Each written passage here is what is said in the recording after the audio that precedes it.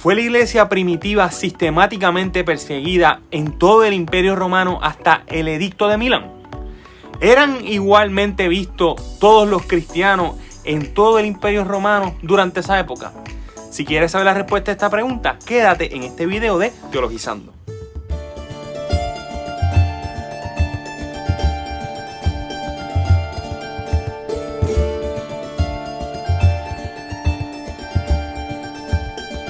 Saludos a todos, mi nombre es Javier Querit y este es mi canal de Biblia, teología, análisis histórico, crítica textual y todas estas cosas que me gustan mucho a mí y espero que ustedes también se enamoren de ella, que se llama Teologizando.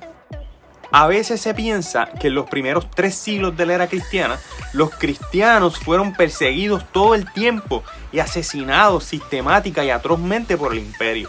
Si bien es cierto que hubo grandes persecuciones y muy voraces y algunas a gran escala, la mayoría de las persecuciones fueron más pequeñas y locales. Una persecución en Roma no suponía necesariamente una persecución, por ejemplo, en Alejandría, o quizás en Palestina, o en Bitinia, o en cualquiera otra de las regiones del imperio. El ejemplo que mejor se puede usar para ver cómo se practicaba la persecución a inicios del siglo II, bajo el gobierno en este caso de Trajano, es examinar la correspondencia entre Plinio el Joven y el emperador Trajano.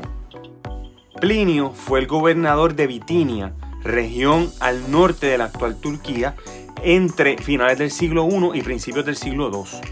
Durante su gobierno, el cristianismo se estaba expandiendo de forma acelerada en todos sus dominios. Esto le causó mucha preocupación a Plinio y no estaba seguro de cómo reaccionar ante el avance de este nuevo culto para ellos, que era el cristianismo. Indeciso en cuanto a cómo actuar, le escribió una carta al emperador de ese tiempo, que era Trajano, que estaba en Roma.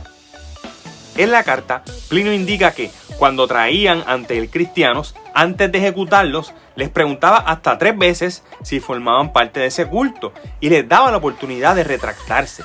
Si se retractaban, los dejaba libres.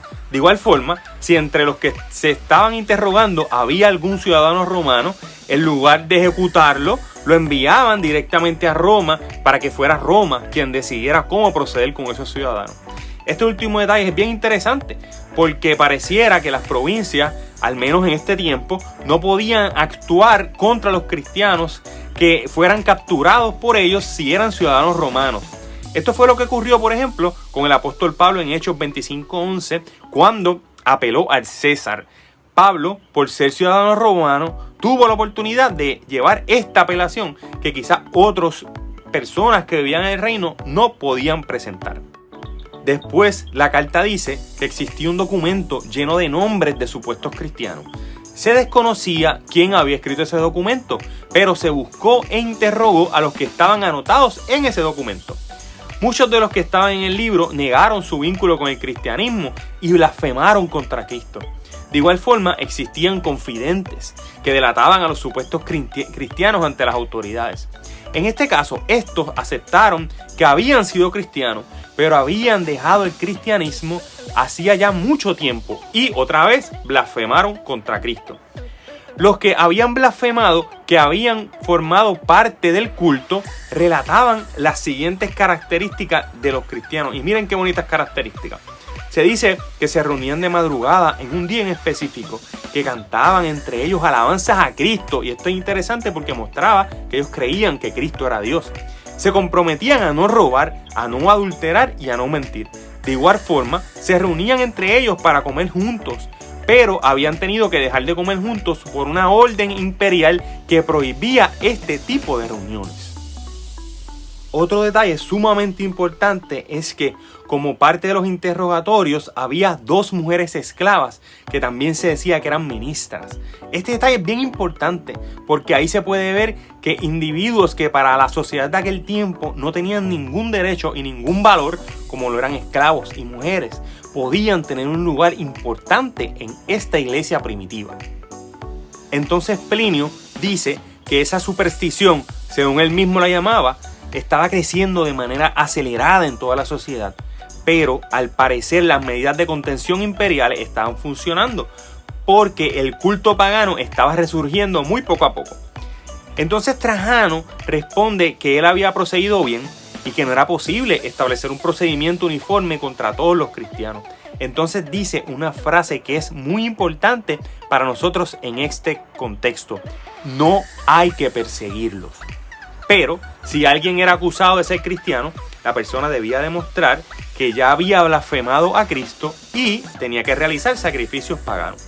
Sin embargo, Trajano dijo que no se le podía prestar ninguna atención a documentos anónimos como las supuestas cartas o libros que aparecieron de una forma extraña, pues en su sistema de derecho no había cabida para este tipo de confidencia. Muy interesante cómo Trajano utilizaba el derecho romano.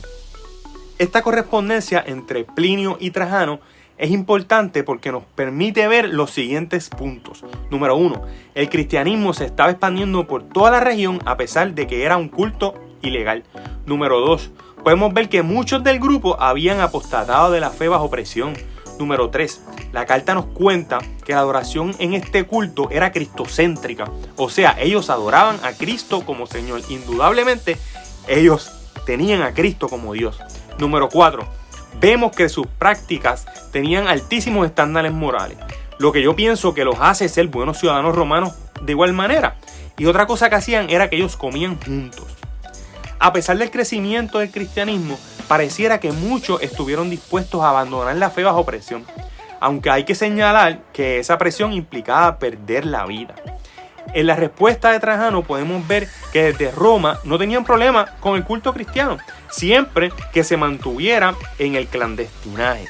De igual forma, las acusaciones de alguien contra otra persona que decía que era cristiano no podían ser anónimas, sino que el cristiano tenía que ser denunciado en persona por la otra persona.